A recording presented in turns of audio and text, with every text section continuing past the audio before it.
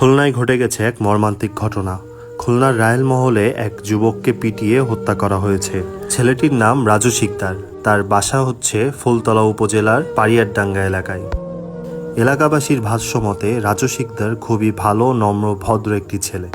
ঘটনা যেটি ঘটেছে যে রাজু শিকদারের বন্ধু তার ডিভোর্স হয়ে গিয়েছে। তো রাজু শিকদারের বন্ধুর একটি ছোট মেয়ে আছে।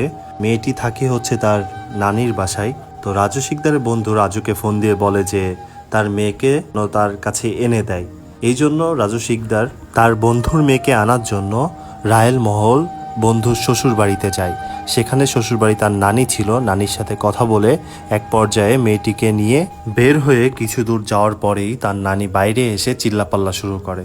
এক পর্যায়ে এলাকাবাসী জড়ো হয়ে যায় এবং রাজু শিকদারকে সন্দেহের বশে গণপিটুনি দেয়। গণপিটুনি দিয়ে এক সময় তারা পুলিশের কাছে হস্তান্তর করে। পুলিশের কাছে যখন দেওয়া হয় তখন রাজু শিকদার একদম সুস্থভাবেই পুলিশের গাড়িতে উঠে, এটা ভিডিওতে স্পষ্টভাবেই দেখা যায়। কিন্তু থানায় নিয়ে যেয়ে পুলিশ যখন আবার রাজু শিকদারকে মারে তখন ঘটনাস্থলেই রাজু শিকদারের মৃত্যু হয়। আর দেখি ঠিক এই জায়গাটা একটু এক করে মানে ওই যে উঠতে যে লাথি দিয়েছে, ওই লাথিতে আর কি ওই ছিঁড়ে গেছে। ওইভাবে মারতেছে আর পাড়াচ্ছে আর যাইতেছে, মানে ওর বুকি ওই জন্য বাস্ট হয়ে গেছে লাংস, ওই বুকি ওরে কিন্তু লাথি মারে। মারার পরে ও তো ওই মানে নেই কলি চলে। তখন ওসি সাহেবকে ফোন দিতে এই কাহিনী।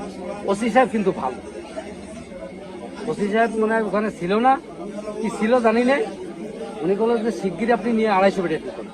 এর আগে কিন্তু একবার নিয়ে গেছে 250 নিয়ে যে 500 টাকার ওষুধও কিনে নিয়ে আসছে।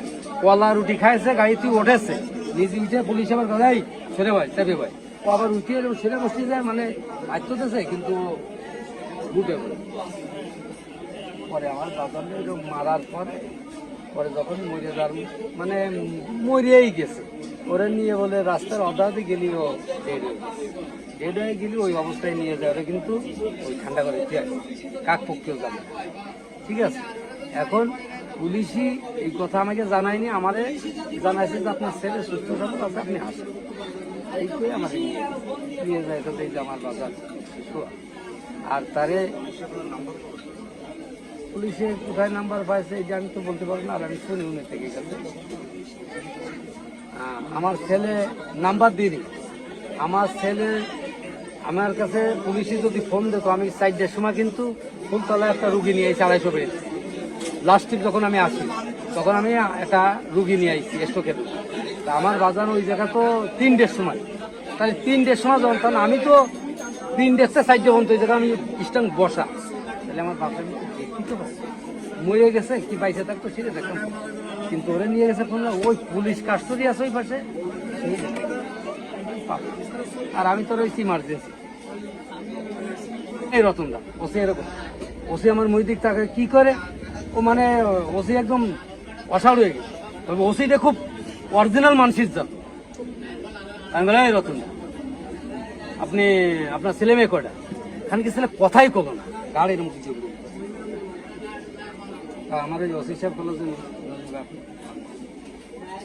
বুঝলাম যে মাদাস্ত মারেছে এবারা, যেখানে পোস্টমর্টম করেছে আমার আব্বারে সেখানে যাই ও চলে আসে। অত বড় শিয়ানা, ওরে তো আমার নিয়ে আসছিল যে ওই যে ইট হয়েছে ওই জায়গায়, আর আমি বলেও গেলাম আমার যে যারা গেছে আমার সাথে আনছি, আমি বললাম শোকাহত পরিবারের সাথে জামাতের একটি প্রতিনিধি দল সাক্ষাৎ করে এবং সান্ত্বনা দেয়। প্রতিনিধি দলের সাথে ছিলেন অধ্যক্ষ গাউসুল আজম হাদি, ফুলতলা উপজেলা চেয়ারম্যান প্রার্থী, উপজেলা ভাইস চেয়ারম্যান প্রার্থী সৈয়দ হাসান মাহমুদ টিটো, 2 নং দামোদর ইউনিয়ন চেয়ারম্যান প্রার্থী ও ফুলতলা উপজেলা আমির অধ্যাপক আব্দুল আলিম মোল্লা, 1 নং আটরা গিলাতলা ইউনিয়ন চেয়ারম্যান প্রার্থী হাফেজ গোলাম মোস্তফা সহ নেতৃবৃন্দরা। প্রশাসনের কাছে ঘটনার সুষ্ঠু তদন্ত ও দোষীদের বিচার চেয়ে দাবি জানিয়েছে জামাতের প্রতিনিধি দলটি।